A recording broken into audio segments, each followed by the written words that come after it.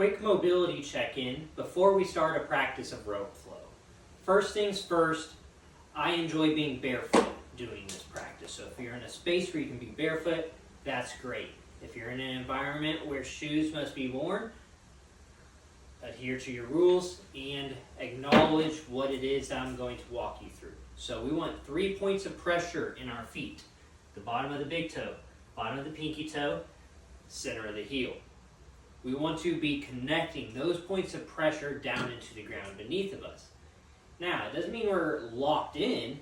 It's just that when we move our feet, we reestablish these points of pressure wherever our foot position may go. Maybe at times we roll out a little bit onto the side.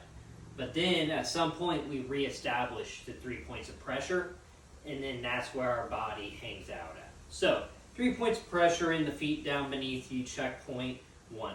Just want you to bring your elbows in to the sides, thumbs up, and we're going to start doing an index finger leading figure 8.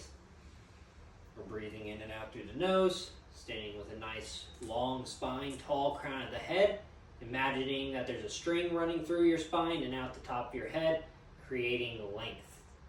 Again, breath is in and out through the nose. Observe how fluid of a figure 8 you can draw. Leading with that index finger. Try spreading the fingers out very wide as you can. Observe, are your elbows moving a lot? Are your shoulders, are you twisting as you do it?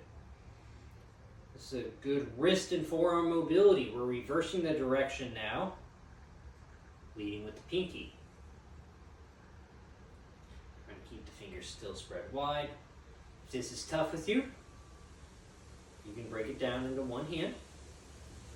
I do these many times throughout the day. So one time during the day, cool, good job. It's something. I'm doing these multiple times through the day, and that's to combat years of tightness in my wrist that I neglected when I did a lot of computer work. Again, if that is still challenging, find yourself a wall and trace that figure 8 on the wall to help build your ability to do so. It's a good neuromuscular connection activity. So, had it with the arms in, and again, this is an exercise you'll see in some of the drills, but arms extended, figure 8, trying to think about reaching your fingertips away from you, getting the arms as long as they can be, without your upper back being pulled along. So it's the tall crown of the head with a reaching fingertips. Weight shift can move. You move the feet along. I recommend it because building your coordinational ability of keeping this upper body cue occurring of this reach. So what we're doing is we're stretching this along here, and we're building this tractional ability to stretch fascia along as we create rotation, which is going to be what we're doing with this rope. So each hand on top, 10 figure 8s each way. Reverse the direction, lead with the pinkies. Again, both arms lead on each side. By then, we start to have motion, not just in our wrists, but in our thoracic spine, and we've started to interconnect our connection to our feet upward through it. So, last thing is our corkscrews. So, start arms extended, don't have to be locked out, just a slight little bend, biceps up to the sky. We're going to rotate our right shoulder down towards the floor. In doing so, the shoulder, the elbow, the forearm, and the wrist follow along. And then I unwind. Notice, as this shoulder is rotating forward, my chest is turning slightly away. That clears room for it to have space to rotate. And again, I'm being mindful that the hand is not twisting and starting the movement, but it is the shoulder that is. And then we're unwinding, turn the other way, and go.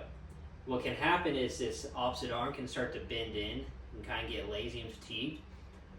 Goal of the alternating corkscrew is a long reach, reaching the fingertips wide. Again, even though my elbows are bent, I'm still reaching my fingertips out We're stretching this fascia. I'm exhaling. Inhale on return. Exhale as I twist. Trying to keep my hand up versus it falling to the floor. Keep the reach. This is what it looks like.